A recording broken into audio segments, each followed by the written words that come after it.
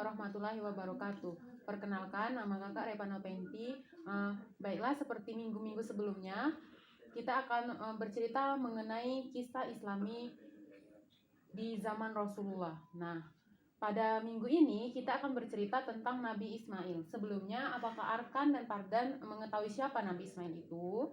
Nah, Ismail merupakan salah satu nabi dan rasul. Beliau merupakan putra dari Nabi Ibrahim dan Siti Hajar. Nabi Ismail ini dianggap menjadi seorang nabi itu sekitaran pada tahun 1850-an. Nah, kisah kehidupan Nabi Ismail ini sendiri banyak sekali mendapatkan hikmah di balik kisah hidupnya ini. Adapun kisah kelahiran Nabi Ismail ini. Adanya Ismail disebabkan karena Siti Sarah itu mandul, sedangkan suaminya Ibrahim ini ingin sekali mempunyai anak. Sehingga kemudian Siti Sarah ini menikahkan Nabi Ibrahim dengan Siti Hajar, dengan tujuan supaya Siti Hajar bisa memberikan keturunan untuk Nabi Ibrahim. Nah, setelah pernikahan, Siti Hajar tidak menunggu lama, akhirnya ia hamil, yaitu Nabi Ismail inilah anaknya. Setelah beberapa minggu dari kelahiran Nabi Ismail ini, Nabi Ibrahim meninggalkan kota Syam dan membawa Siti Hajar ke Mekah. Ini sesuai dengan perjanjian mereka ketika sebelum menikah. Kemudian setelah sampai di lembah yang hanya ada tumbuhan kurma, tidak ada seorang manusia pun, yaitu di Mekah, Nabi Ibrahim kembali lagi ke negeri Syam, tempat di mana istri pertamanya yaitu Siti Sarah berada. Dalam perjalanan, Nabi Ibrahim tidak henti-hentinya meminta perlindungan, rahmat dan juga rezeki bagi Siti Hajar dan Ismail yang sedang berada di Mekah ini tadi.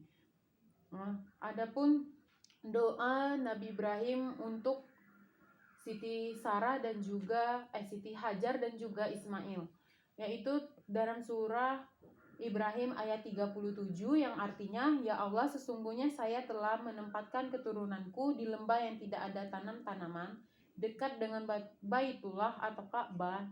Ya Allah, yang demikian agar mereka mendirikan sholat.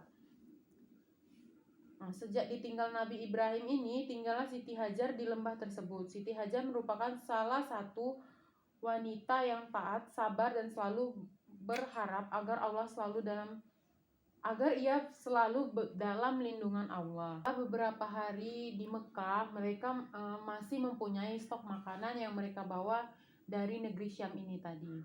Namun, setelah beberapa hari mereka tinggal, makanan dan minuman yang mereka bawa mulai habis. Maka dimulailah berat bebannya hidup mereka, yang dimana Siti Hajar ini harus menyusui Ismail yang masih bayi.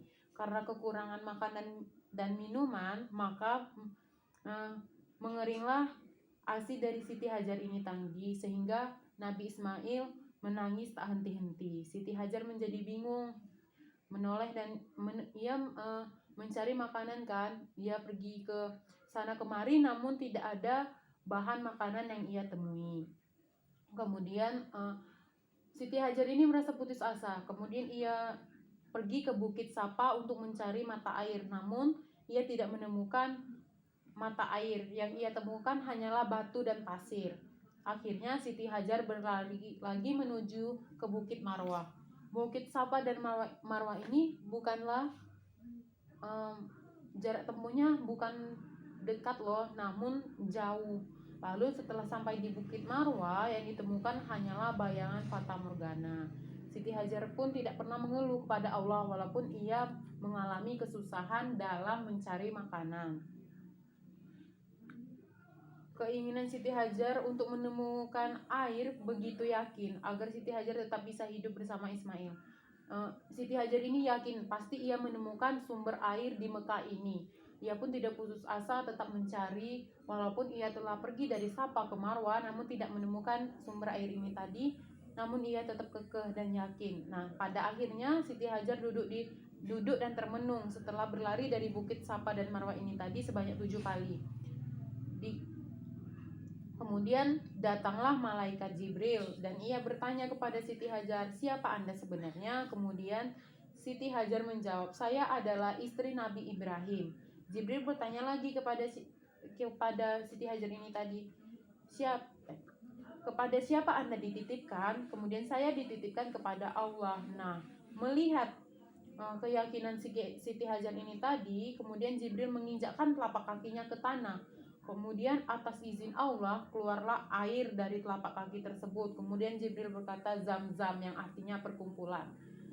Pada akhirnya air Zam-Zam inilah yang dianggap keramat oleh umat yang pergi melaksanakan jamaah haji. Nah, dari sinilah kisah air Zam-Zam ditemukan.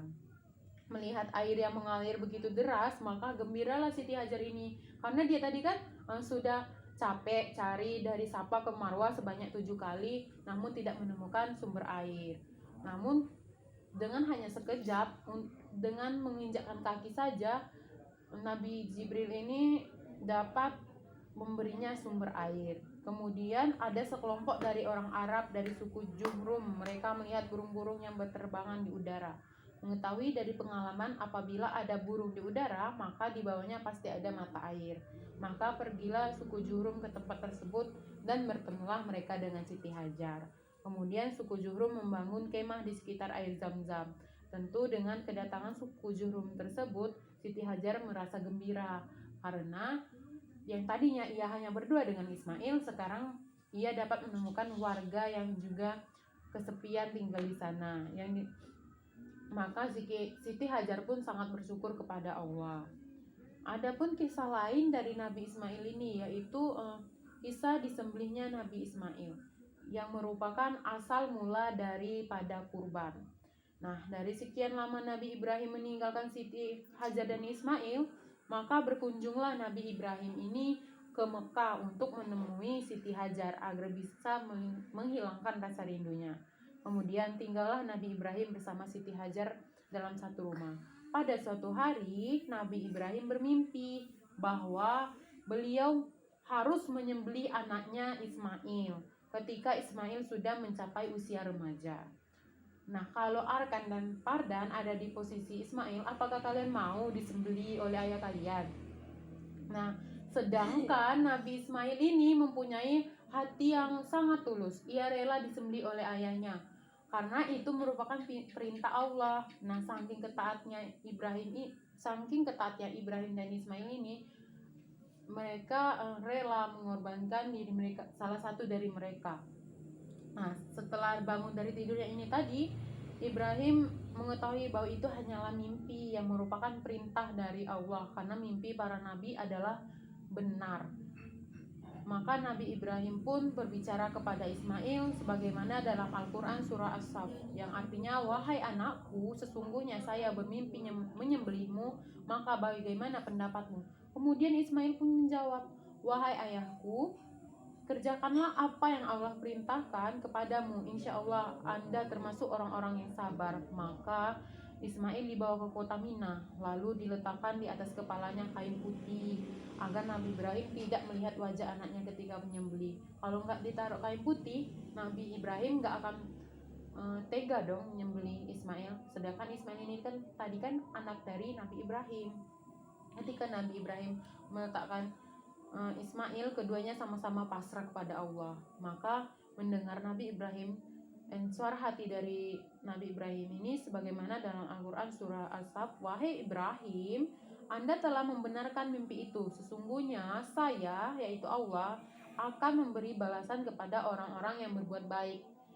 Maka sesungguhnya ini merupakan ujian yang nyata. Nah, di balik ayat ini kita mendapatkan sebuah pelajaran bahwa ketika kita melakukan hal yang baik, maka hal tersebut akan berbalik lagi kepada diri kita. Kita juga akan mendapatkan kebaikan dari orang lain. Mungkin itulah kisah tentang Nabi Ismail, yaitu kisah dari air Zam-Zam dan juga kisah di balik adanya hari raya Idul Adha atau hari raya kurban. Adapun hikmah yang kita ambil dari cerita Nabi Ismail ini, yaitu kita harus selalu sabar dalam menghadapi cobaan apapun itu, karena sesungguhnya Allah tidak akan memberikan kita cobaan melebihi batas kemampuan kita. Yang kedua, kita harus selalu berbuat baik dalam hal apapun, walaupun orang berbuat jahat kepada kita. Misal Arkan berbuat jahat kepada Pardan, tapi Pardan nggak boleh balas karena itu Allah nggak suka kalau kita berbuat jahat. Kemudian dalam berusaha kita itu harus yakin dan bersungguh-sungguh, karena di balik usaha yang kita lakukan pasti Allah memberikan kemudahan. Nah, mungkin itu saja yang dapat kakak sampaikan pada hari ini. Lebih dan kurangnya kakak mohon maaf. Semoga dapat bermanfaat untuk Arkan dan juga Pardan. Bakal akhiri, wassalamualaikum warahmatullahi wabarakatuh.